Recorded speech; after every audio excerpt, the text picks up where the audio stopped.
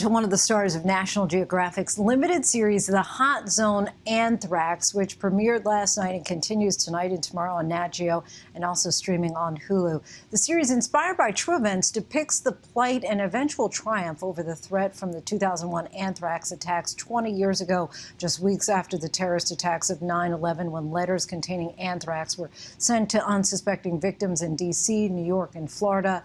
Let's take a quick look. Anthrax spores do not just die. They settle. They lie in wait. What we're talking about is a ticking time bomb. I saw it with my own eyes. Get out. Daniel Dae Kim, of course, well known for his roles in the television series Lost, Hawaii Five-0, and The Good Doctor.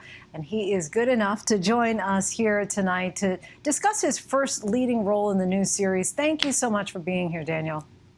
It's such a pleasure.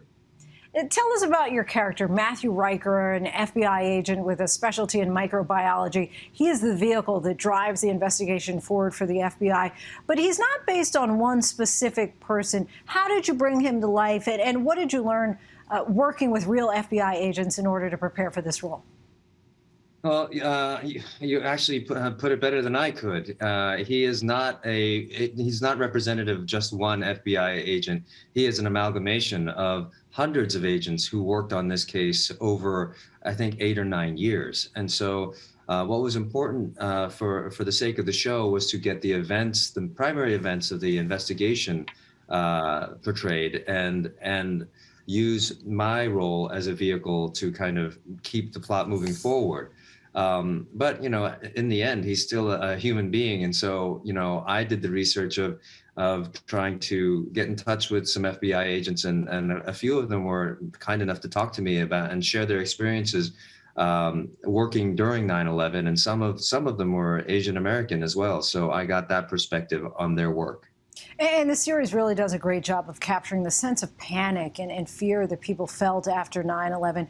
Your character is desperate to find the culprit of the anthrax attacks, but doesn't really process his own trauma from the terrorist attacks that had just taken place weeks before. What was it like harnessing that tension for this role?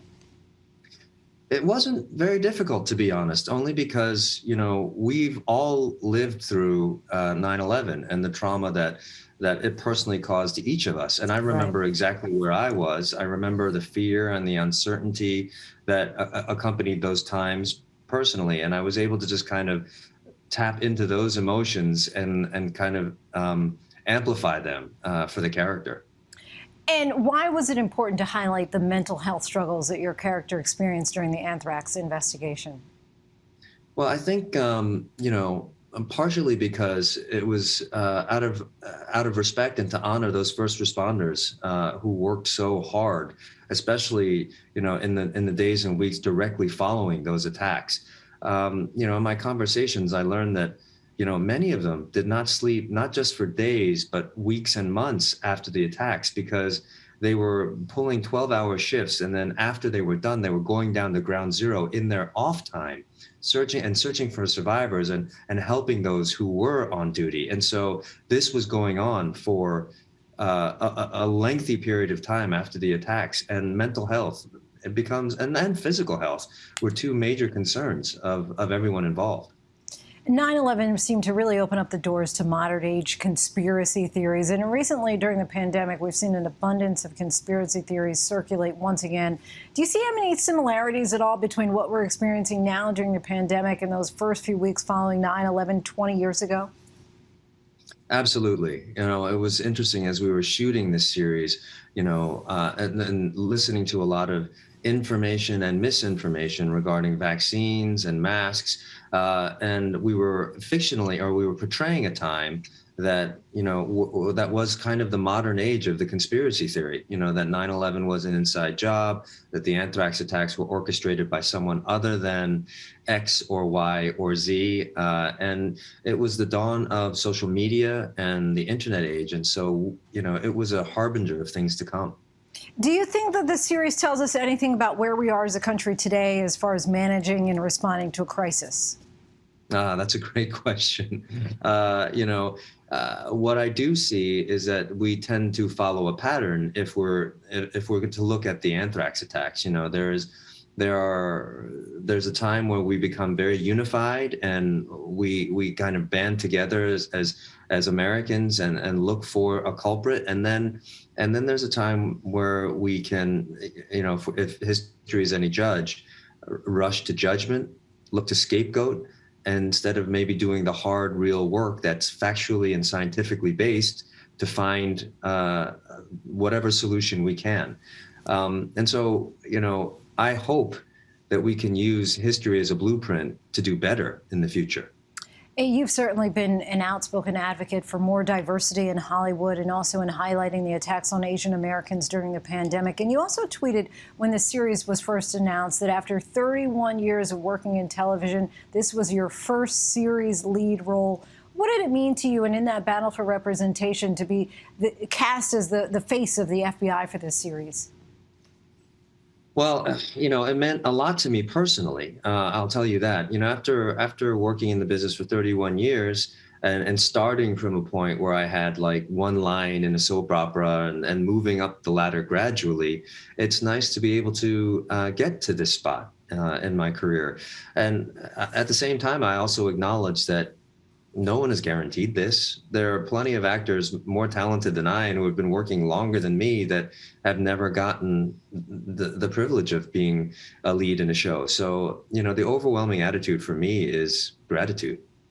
And you, of course, have your own production company, 3AD, which has a commitment to diversity and supporting those who are underrepresented. And you've also had great success with The Good Doctor, which you helped bring to the air as an executive producer. So what improvements would you say that you have seen in getting more Asian American representation, both in front and behind the camera? And what more work still needs to be done?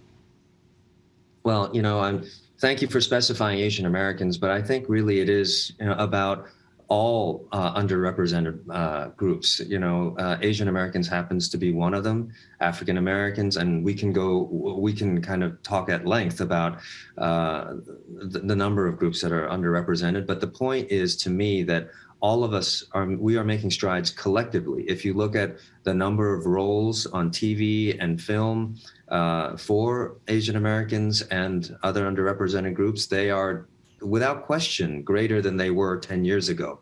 That's not to say that there isn't work to be done. I think the events of the past year and even the past couple of weeks show us that there is a distance to go yet. At the same time, I really believe that we need to take the wins where we can get them, and I do believe that we're trending in the right direction. Daniel Dae Kim, we thank you so much for your time. Really appreciate you joining us tonight. Everyone, be sure to catch National Geographic's limited series, The Hot Zone Anthrax, tonight and tomorrow night on Nat Geo, as well as streaming on Hulu. Thanks so much. Hi, everyone. George Stephanopoulos here. Thanks for checking out the ABC News YouTube channel. If you'd like to get more videos, show highlights, and watch live event coverage, click on the right over here to subscribe to our channel. And don't forget to download the ABC News app for breaking news alerts. Thanks for watching.